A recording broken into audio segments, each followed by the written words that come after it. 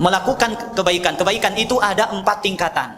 Yang pertama, orang yang bertekad melakukan kebaikan dan melakukannya. Dia mendapatkan 1 kebaikan sampai 10 sampai 700. Seperti kita yang ngaji ini para jemaah. Sekarang ini kita menuntut ilmu. Menuntut ilmu adalah ibadah. Tergantung kualitas ikhlas kita, tergantung kualitas khusyuk kita, tergantung kualitas menuntut ilmu kita, segitu kualitas pahala kita. Ara si datang kurang ikhlas nah. Lagu kemudian ini sama lebatur nah. Ara ikhlas lagu kurang, berkurang pahalanya.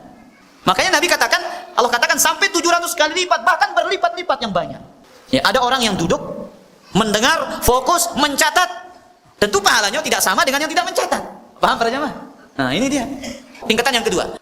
Orang yang berniat melakukan kebaikan namun tidak jadi karena tidak mampu. Maka ya orang seperti ini dia mendapatkan pahala sempurna. Dalilnya yang kita baca surat An-Nisa tadi. Contoh yang kita katakan dari contoh yang sering kita ulang-ulang ini, orang yang bersedekah. Sudah dia kantongin 100.000 tapi hilang uangnya. Tetap dia dapat pahala sedekah 100.000. Yang ketiga, orang yang terbiasa melakukan kebaikan kemudian dia meninggalkannya karena uzur. Ada orang yang biasa sholat witir, kemudian sakit tidak sholat witir. Ada orang yang biasa ngaji, nuntut ilmu tiap malam, tidak pernah absen. Tiba-tiba uzur, karena apa? Sakit. Atau ada urusan penting misalkan. Tetap dia dapat pahala orang yang menuntut ilmu. Enggak, berjamaah. Ini hebatnya orang yang ibadahnya rutin.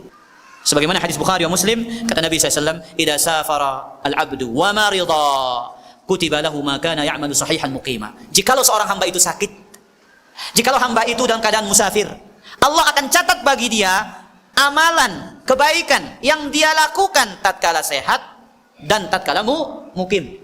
Karena orang yang musafir dia meninggalkan salat sunnah rawatib, tapi ketika mukim dia salat sunnah rawatib rutin, tetap dia dapat pahala salat sunnah rawatib. Baik. Tingkatan yang keberapa? Yang keempat.